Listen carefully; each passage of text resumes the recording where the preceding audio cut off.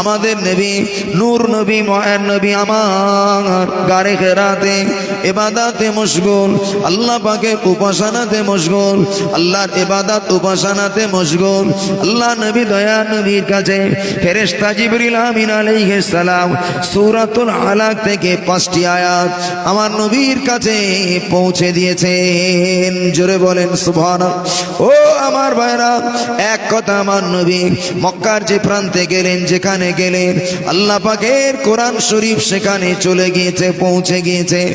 ও আমার ভাইরা, মা বোনেরা, জওয়ান যুবকেরা, আল্লাহ নবী দয়ার নবী তিনি মক্কা শরীফ থেকে মদিনাতে হিজরত করে চলে গেলেন।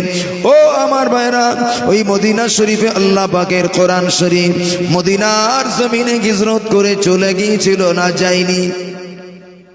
তাড়াতাড়ি বলেন। হ্যাঁ, কোরআন শরীফ মদিনাতে হিজরত করে চলে গিয়েছিল না যায়নি?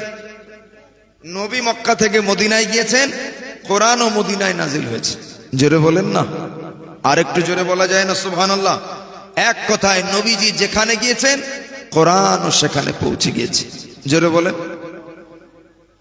আমার নবী জীবনের শেষ হজ এবং এটাই নবীজির জীবনের বিদায়ী হজ।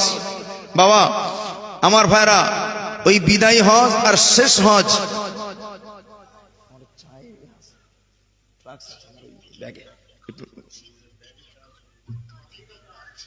ফ্লাক্স আছে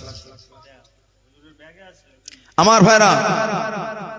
জি ইমাম, আমার বাবাজিরা, যে রাত্রে আল্লাহ পাক এই কোরআনুল কারীম আমাদের কাছে নাজিল করেছেন, ওই রাতটা কিসের রাত? কোরআন প্রকাশের রাত। আমি বলেছি নবীজি যেখানে গিয়েছেন কোরআনও সেখানে গিয়েছে। জোরে বলেন না সুবহানাল্লাহ। আমাদের নবী দয়ার নবী জীবনে বিদায় হজ, হুজুরের এটাই জীবনের প্রথম হজ। ও আমার ভাইরা, আল্লাহ নবী দয়ার নবী বিদায় হজ, এটাই নবীজির শেষ হজ। বাবাজি ওই হজ মাগে মদিনা থেকে মক্কা শরীফ এসেছে। আল্লাহ নবী দয়ার নবী মায়ার নবী হুজুর আমার আরাফার ময়দানে 1,24,000 সাহাবীদেরকে নিয়ে হুজুর আমার বিদায়ী ভাষণ দিচ্ছেন, বিদায়ী বক্তব্য রাখছেন। হুজুরের বিদায়ী ভাষণে, বিদায়ী বক্তব্যে সাহাবীদের চোখ দিয়ে অজর নয়নে পানি গড়ে যায়, তাদের চোখ দিয়ে অজর নয়নে পানি গড়ে যায়। ও আমার ভাইরা, এই বিদায়ী ভাষণের সময়ে আল্লাহ নবী দয়ার নবী মায়ার নবী রাহমাতুল লিল আলামিন হুজুর আমার বক্তব্য রাখতে রাখতে হুজুর আমার সাহাবীদের মাঝে বললেন, ও আমার সাহাবীরা, একবার কে বলো হাল বাল্লাগতু, আমি রাসূলুল্লাহকে আল্লাহ দেওয়া দায়িত্ব